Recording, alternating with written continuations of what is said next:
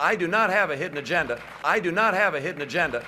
You rebuild our military budget. You don't shrink our military budget at a time like this. I do not have a hidden agenda. Taking action in Syria at an early stage to coalesce behind moderate voices and make sure they were well armed so that we couldn't have had al-Qaeda affiliates and ISIS grow and thrive. Make sure they were well armed. Coalesce behind moderate voices and make sure they were well armed. Make sure they were well armed. I do not have a hidden agenda.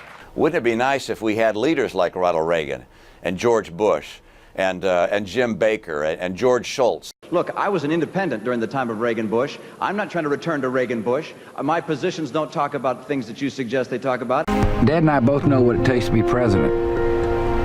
And there's no doubt in our mind that Mitt Romney will be a great president. He's a good man. President Bush and I are different people, and these are different times. Wouldn't it be nice if we had leaders like Ronald Reagan and George Bush and Jim Baker and George Shultz? I do not have a hidden agenda. For instance, you reconsider putting in our missile defense system back into the Czech Republic and Poland as we had once planned. And as you recall, we pulled that out as a gift to Russia. It's throughout the Bible. Christ appears in Jerusalem, splits the Mount of Olives to stop the war that's coming in to kill all the Jews. It's our church believes that. That's where the coming in glory of Christ occurs. I do not have a hidden agenda. As president, my first foreign trip will not be to Cairo or Riyadh or Ankara. It will be to Jerusalem. I've also known Bibi Netanyahu for a long time. We worked together at Boston Consulting Group. And therefore, before I made a statement of that nature, I get on the phone to my friend Bibi Netanyahu and say, would it help if I said this? What would you like me to do? Let's work together because we're partners. I'm not a bomb thrower, rhetorically or literally. Good to see you, my friend.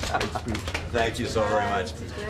Nice to meet you. Thank you. This is my wife, Anne. How are you? Thank you. How are you? Very good. Hello, good to see you again. Wonderful. Hi. Is this Greg? This is my son, Josh. Yes. It's great to see you. How are you? Hi. Nice to meet you. Josh is Joshua.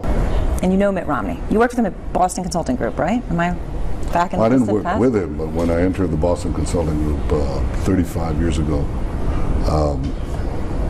something like that. He was, well, I was a young recruit, and he was already a star manager.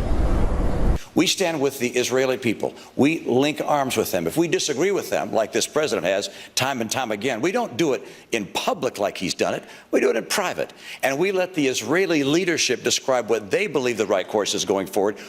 And as you said, Jerusalem is the capital of Israel, and Jerusalem will always be the capital of Israel. So welcome to Jerusalem, Mitt. Thank you so much. Prime Minister, it's an honor to be here again in your home to meet your wife and your son.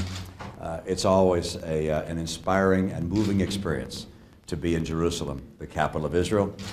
Israel is the only one whose creation can fairly be called a miracle. And never again will the Jew become homeless or defenseless. We recognize Israel's right to defend itself and that it is right for America to stand with you. We serve the same cause, and we provoke the same hatreds in the same enemies of civilization. The United States and Israel have shown that we can build strong economies and strong militaries. America's vocal and demonstrated commitment to the defense of Israel is even more critical.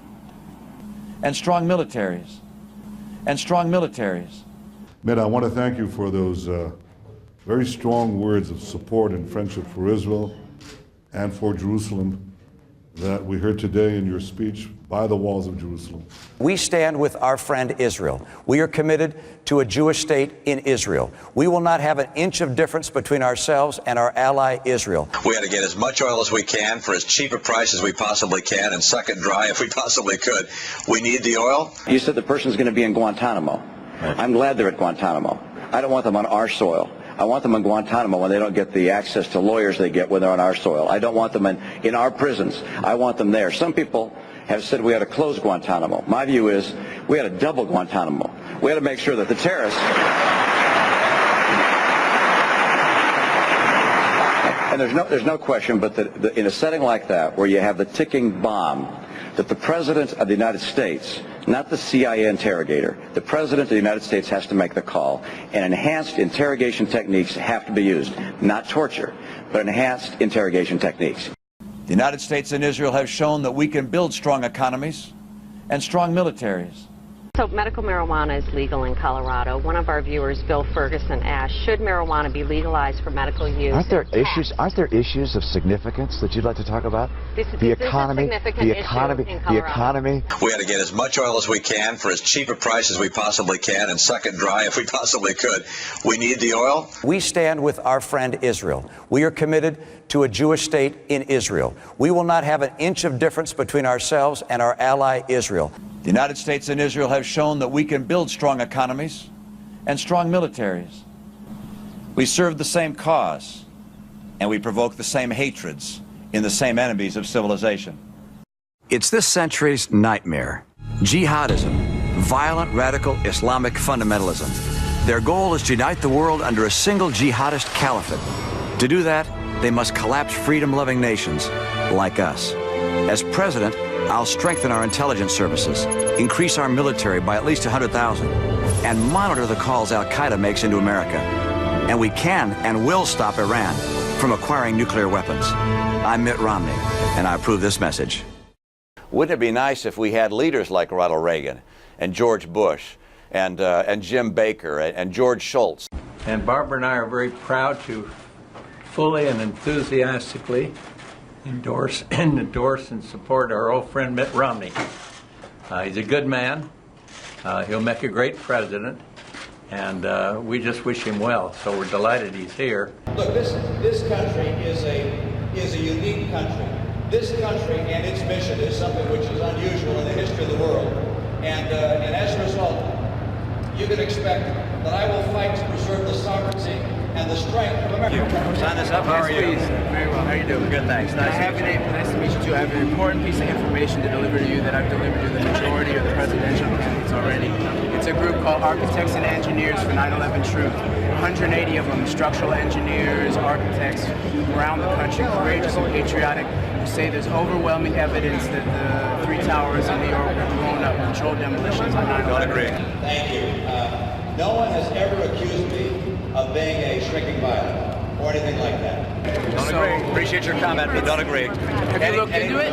Absolutely. Every architect I've spoken to, they did timing as to how long they thought it would take to collapse. That's why they put insulation. See those beams up there? Yeah. You know why they put insulation there? Yeah, so that keep them from melting and not collapsing. Right. There were bone fragments found. If you put jet fuel in this building and burn it at that intensity, it's going to melt. It sounds Machiavellian, but you yourself, alluded to the fact that It's the same. I think it's the same kind of conspiracy theorists that you're raising that say, oh, we brought down the World Trade Center ourselves. It turns everything on its head. That's a little silly, I think.